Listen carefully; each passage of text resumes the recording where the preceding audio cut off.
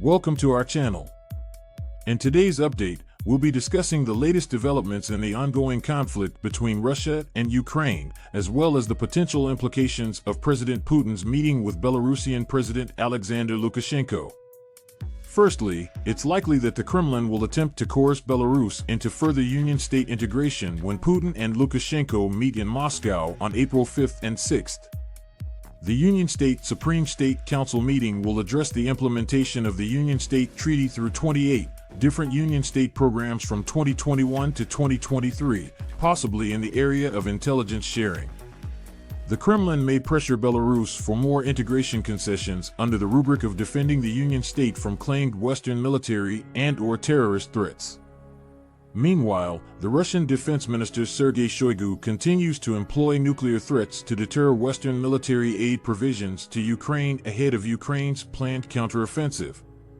Shoigu justified Russia's decision to deploy tactical nuclear weapons to Belarus by accusing NATO of intensifying combat training and reconnaissance activities near the Russian and Belarusian borders, and accused the West of escalating the war in Ukraine by providing additional military aid to Ukraine.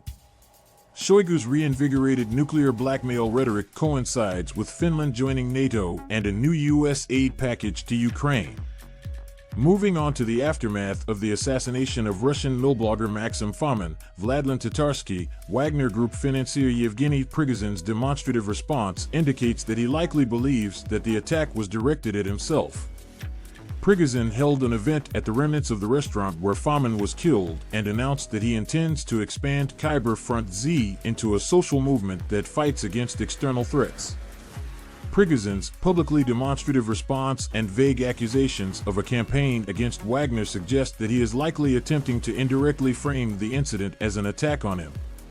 Regarding the Russian economy, the Kremlin continues its efforts to reassure the Russian public that the war in Ukraine will not have significant long-term economic consequences. Putin visited the Tula railway engineering plant and attempted to address workers' economic concerns.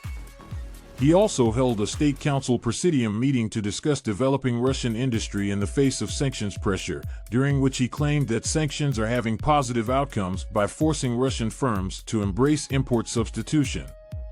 Putin suggested in both meetings that Russian industry as a whole will be able to grow like the Russian agricultural sector did following the imposition of Western sanctions in 2014.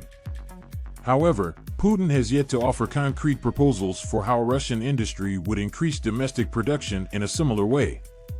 Lastly, the Kremlin is likely trying to shift responsibility for expanding Russian industry onto regional bodies to insulate itself from possible criticism about Russia's deteriorating economic situation.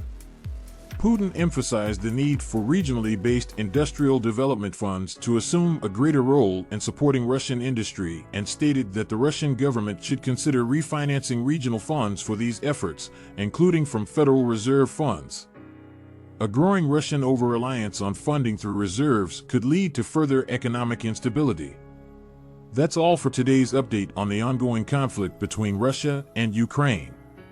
Stay tuned for more news and analysis. Thank you for watching.